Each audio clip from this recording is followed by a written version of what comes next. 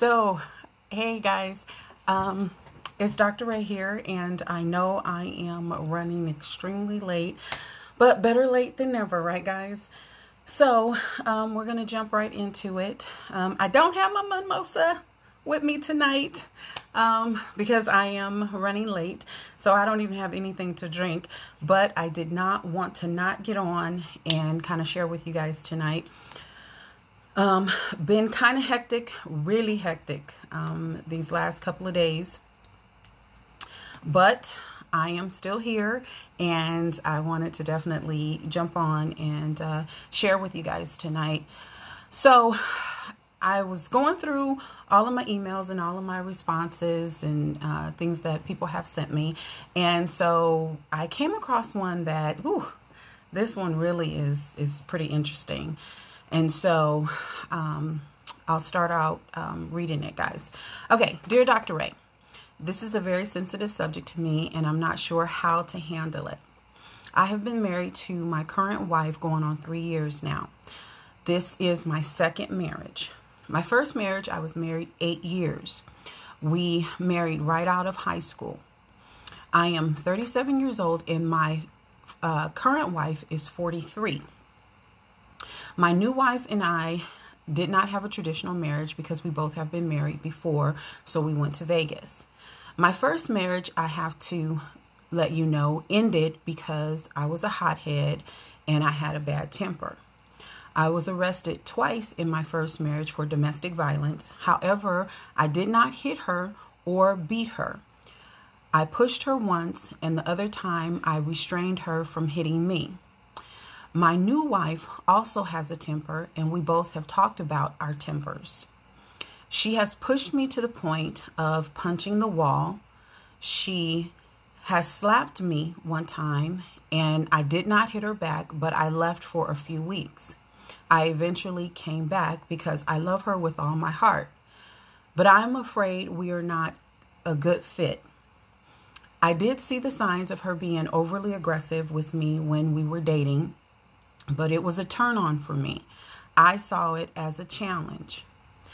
A few weeks ago, we had her cousin over for dinner, and we had an argument during a game of cards. She got so upset that she called me a punk bitch in front of her cousins, and then she threw the cards at me. Her cousin Cliff had to calm me down because I almost lost it. Dr. Ray, I am at my wit's end and I don't know what to do. We are not Christians and we really do not have any spiritual counselors. Please help. From Marine and his queen. Wow. Okay. So, Mr. Marine and your queen. First of all, I just have to applaud you for really reaching out to me and being honest and open and sharing this. Domestic violence is nothing to play around with, on both ends, whether it's from the female or from the male. Domestic violence is a serious thing, and it should be taken seriously. It should not be taken lightly at all. Excuse me. So I want to say thank you for, manning up and reaching out, and asking for help.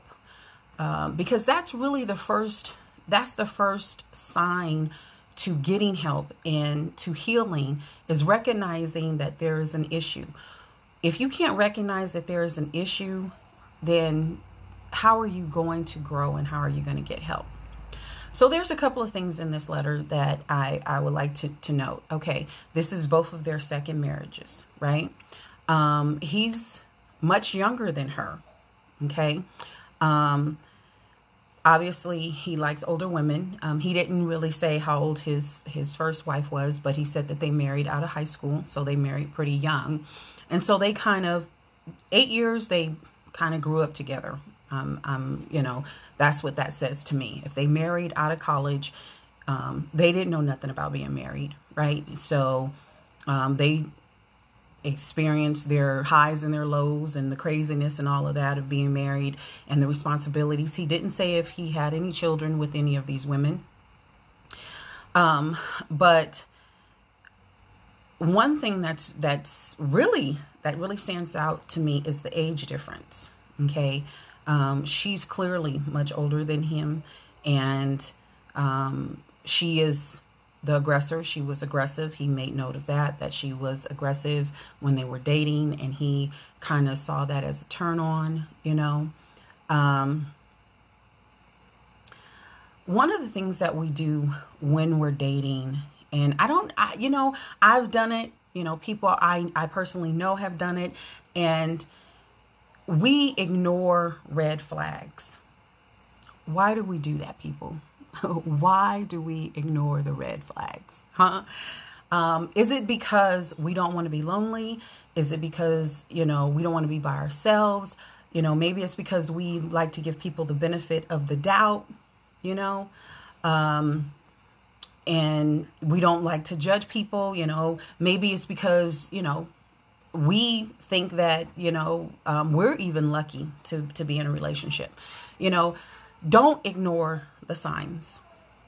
Okay.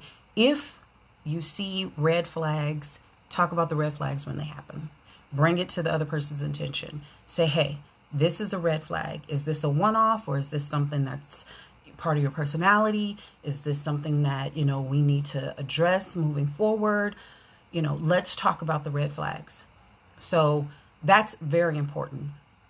When you see the red flags while you're dating, address them. Okay. Especially if you feel like you really like this person and you feel like, you know, you want to be in a relationship with this person and it's going to go further, address the red flag. Some people might say, you know, if you see the red flags, run. No, because we all have done stuff and said things that could be a red flag, and it could just be a one-off. It doesn't necessarily define our character or define who we are. Right? So it could just be a one-off. So definitely when you see the red flags, you definitely want to acknowledge them, have that conversation. Since his new wife is much older than him, you know, I kind of feel that she has kind of a little more experience in the relationship field, right? And so that's something, you know, he likes, and again, I don't know if his first wife was older than him, but obviously he likes older women because she's much older than him. I feel like she may be, you know, she's in control of the relationship. And I really hear him, I hear his heart, you know, I hear him saying, I love her and I don't want to lay hands on her. So somebody help me in what to do with this, right? For her to disrespect him, she was totally out of line for disrespecting him. Ladies, let me tell you something. Don't disrespect your man in public. Don't disrespect your man at all if you can. But if you have to let him have it and go off on him, do it behind closed doors. Don't do it in front of anybody. Okay? Keep your business to yourself. Keep your anger, keep whatever it is you want to say that you know that's going to lead to something major, keep it to yourself. And then deal with it behind closed doors. For her to call him a punk bitch, that was totally out of line. And then on top of that, throw the cards at him. Okay. So let's take a look at this picture. Okay. They've been married for 3 years. She knows that this man is a Marine and he's a man's man. And obviously they've talked about their temper. He said that they've talked about their temper. He has a temper. She has a temper. And this man is a Marine. Okay. So did I say that this man was a Marine? Okay. So obviously this woman, and he didn't really give too much history about her family and all of that. But obviously this woman is not afraid of confrontation. She's not afraid of going in, all in, right? To talk to a Marine like that and then throw some cards at him, that says to me, sister, you're bold. sis, you are really bold, right?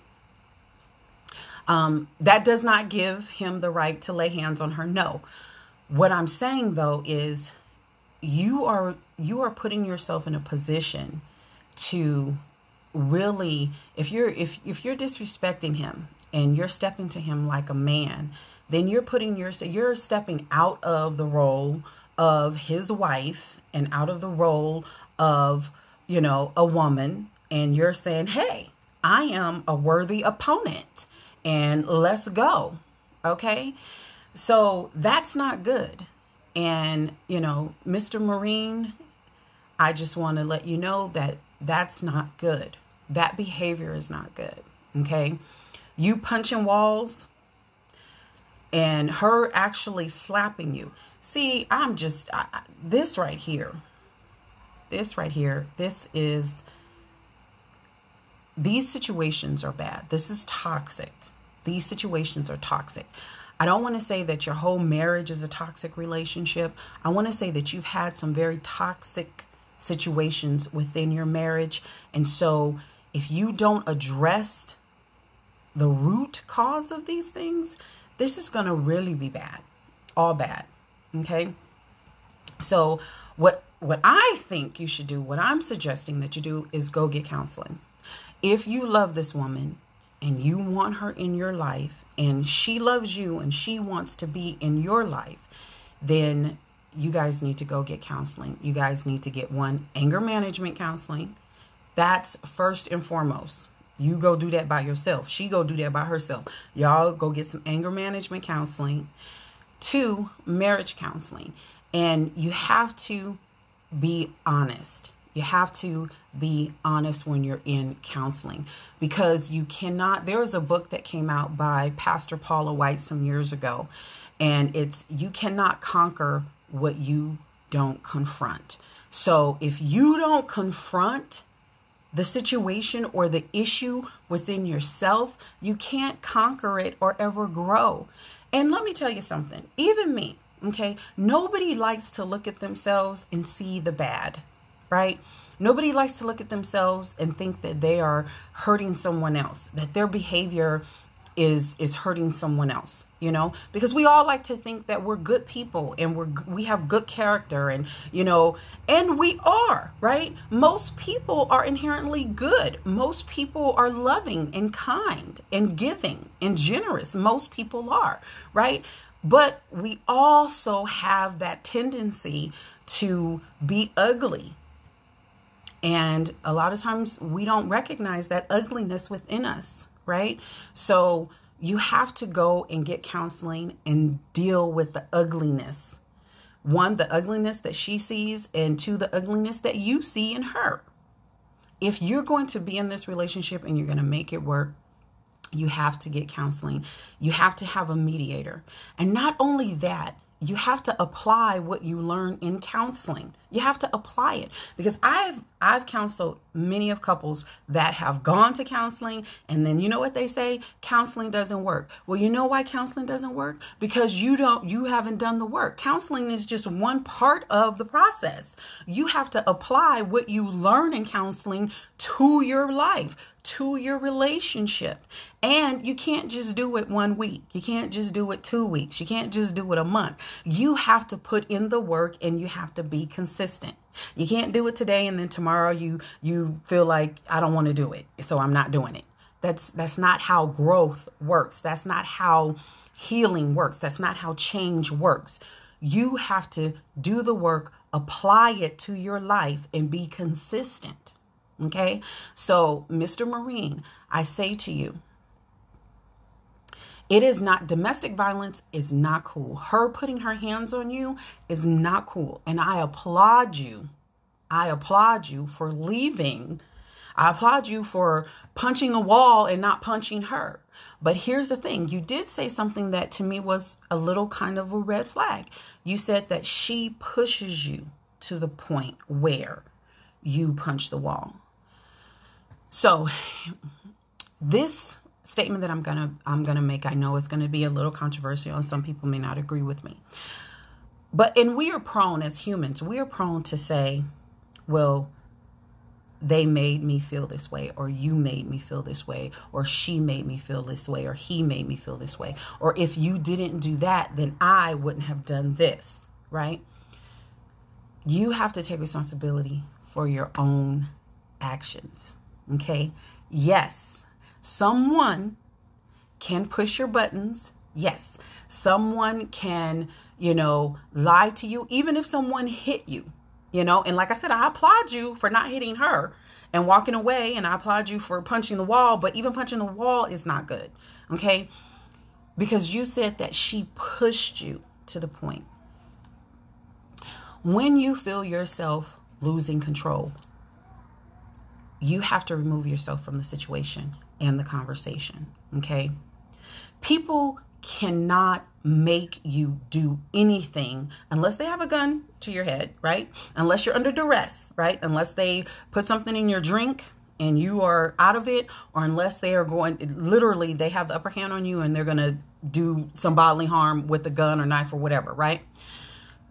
But it's hard for us, and even me, it's hard for us to take responsibility for our own actions when we're in an argument and someone says something that pushes our buttons and they know that we're going to go off. They know, and we know that they know that we're going to go off.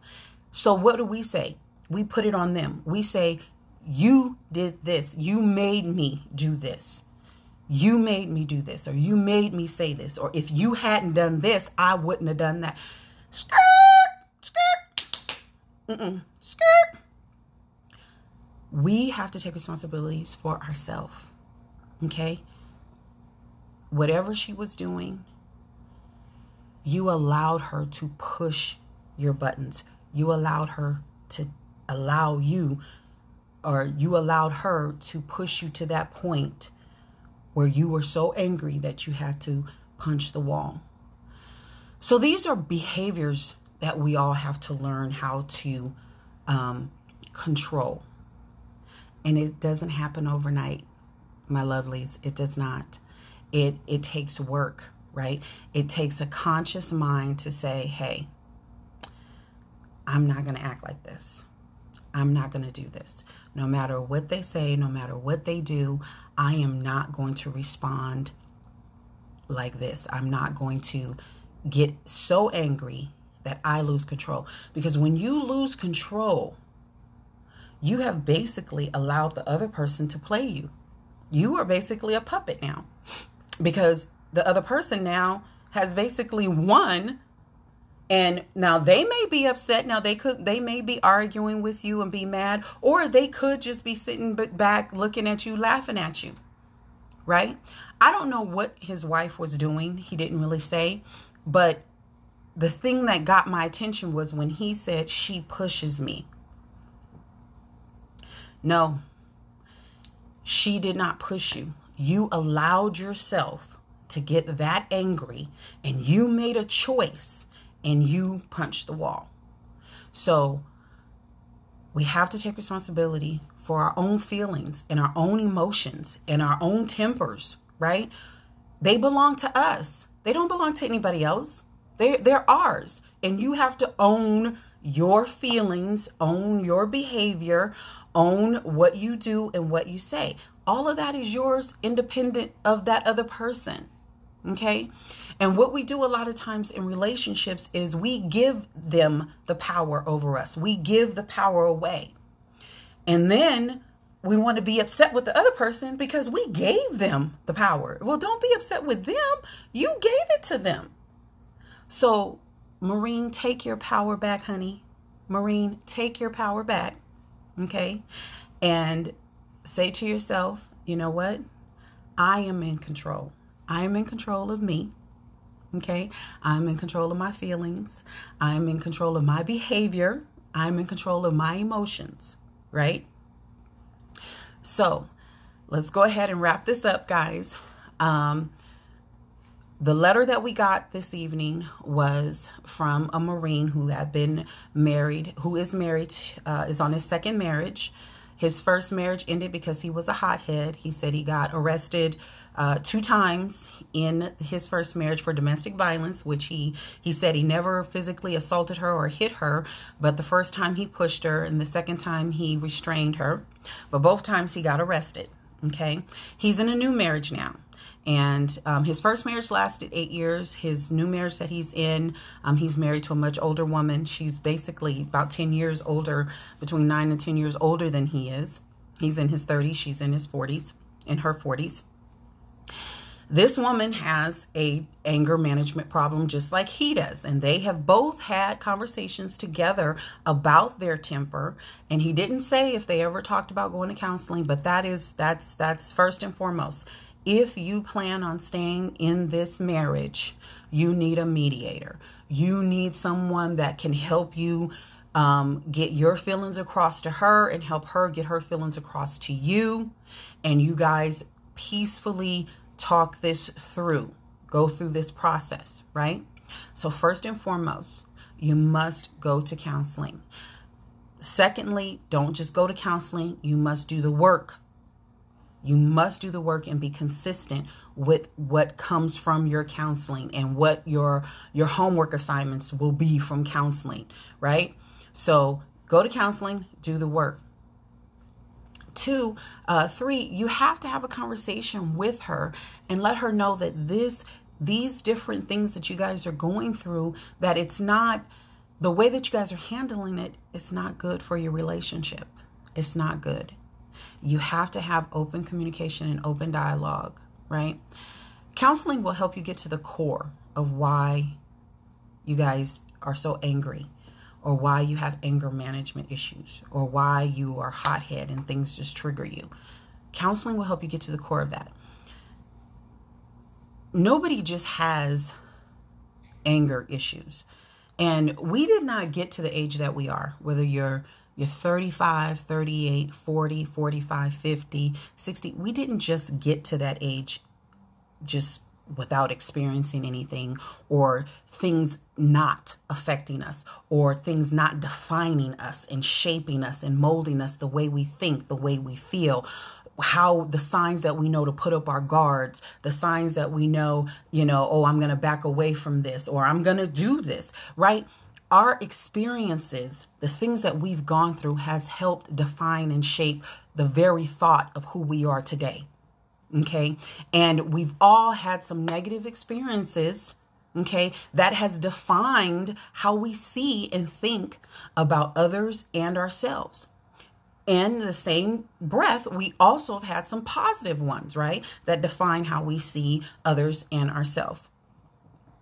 So getting to the root cause is key, is pulling back those layers. And you're only going to do that in counseling. You're only going to do that in counseling, right? And counseling takes time.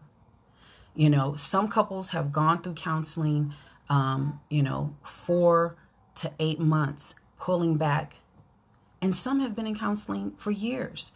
And they're still married because the counseling has helped them get those tools that they need to effectively communicate, get those tools that they need to cope, to give them the coping techniques and coping mechanisms and all of that. Okay, so counseling is key. It's very important. Go through the counseling, get the homework assignments, do the work, have the conversation with her, and talk it out. Is this what we want? We want a better relationship. If we're going to do this, we're going to do the work and we're going to go through counseling.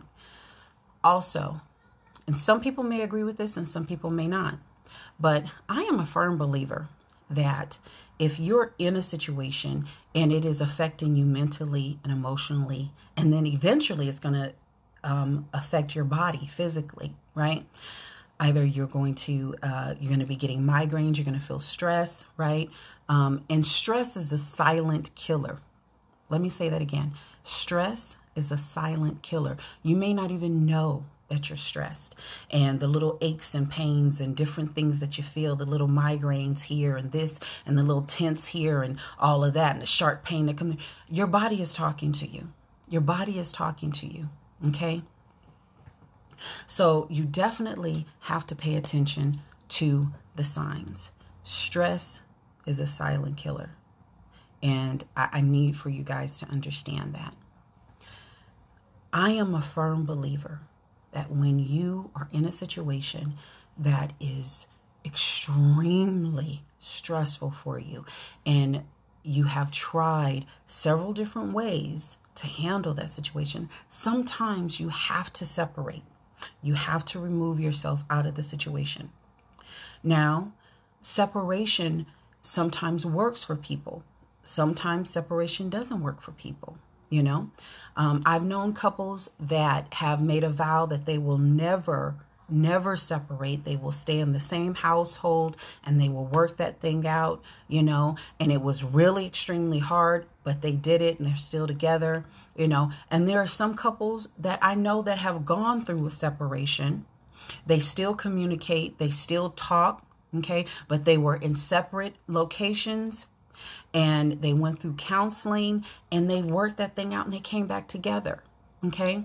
And then I know some people who separated and that was it. They didn't come back together. They said, oh, no, I'm separated. During this time of separation, I realized that that being in that situation was way too much for me. And, you know, you may find that, Maureen, that the situation is way too much for you because perhaps, you know, she won't go to counseling, or perhaps you guys go to counseling and it doesn't really change anything, right? And maybe she's not willing to do the work, or maybe you, Maureen, are not willing to do the work.